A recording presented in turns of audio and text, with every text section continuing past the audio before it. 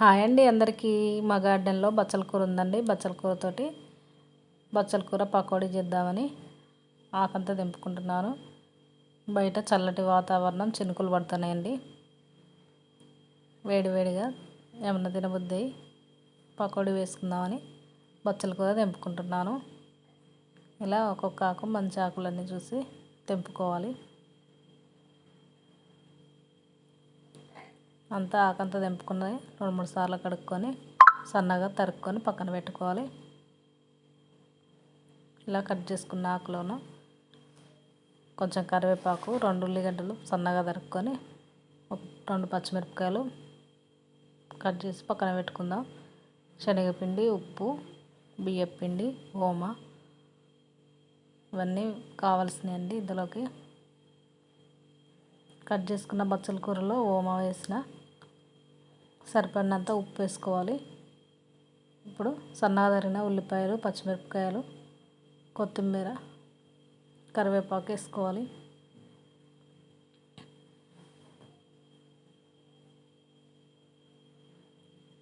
ఇప్పుడు 1 కప్పు బియ్యపిండి, 1 కప్పు శనగపిండి వేసుకొని కలుపుకోవాలండి. అన్నీ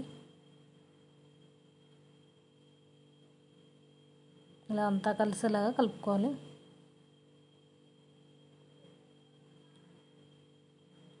ఆకుతోటే నీరు ఊరుతుందండి.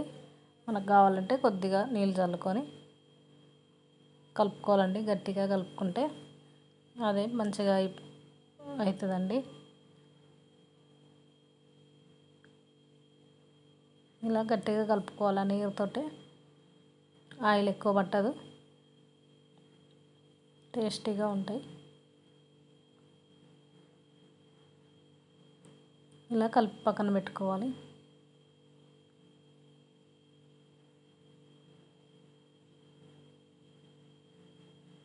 ఇప్పుడు స్టవ్ ఆన్ చేసుకొని పొయ్యి మీద కళాయి పెట్టుకొని ఆయిల్ పోసుకోవాలి.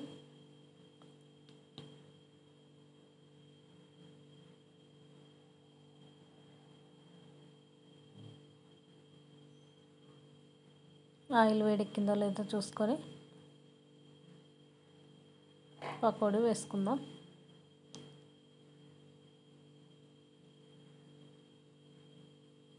చిన్న చిన్నగా ఇలా వేసుకోవాలండి. పెద్ద పెద్ద ముద్దలు వేసుకుంటే లోపల ఉడకదు.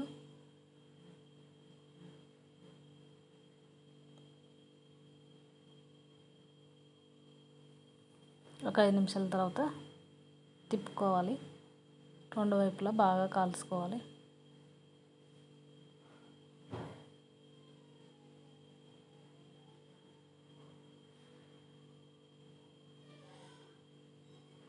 ఇలా కలర్ మారేంత వరకు కలుపుకుంటూ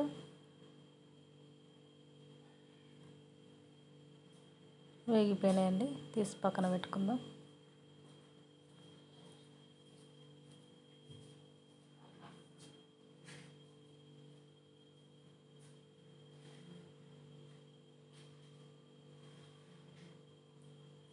ఓకేనా ఫ్రెండ్స్, అన్నీ ఇలానే చేసుకోవాలి. మీకు కనుక ఈ వీడియో నచ్చితే లైక్ చేయండి, షేర్ చేయండి. సబ్స్క్రైబ్ చేసుకునే వాళ్ళు సబ్స్క్రైబ్ చేసుకోండి. ఎలా ఉందో కామెంట్ బాక్స్లో కామెంట్ చేయండి. మీరు కూడా ట్రై చేయండి. ఇలా మిగతావన్నీ వేసుకొని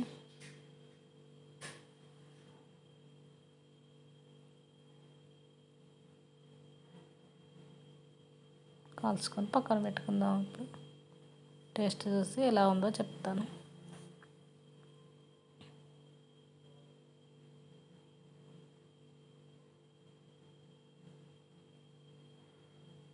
చూసారా ఫ్రెండ్స్, కొంచెం కూడా ఆయిల్ పట్టలేదు. ఆయిల్ అంతా ఎలా పోసిందో అలాగే ఉంది.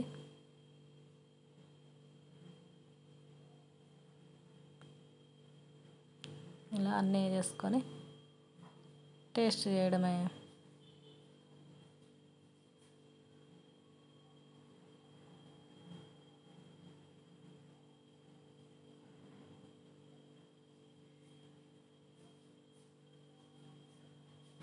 ఓకేనా ఫ్రెండ్స్, సాఫ్ట్గా క్రిస్పీగా భలేగా ఉన్నాయి. చూడండి బచ్చల కూర అసలు ఎలా ఉందో.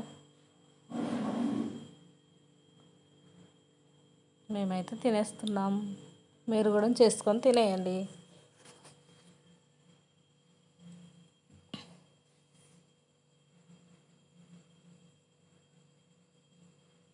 ఏంటంటే తింటుంటే మా బ్లాకీ గాడు చూడండి, అది కూడా ఇష్టంగా తింటుంది.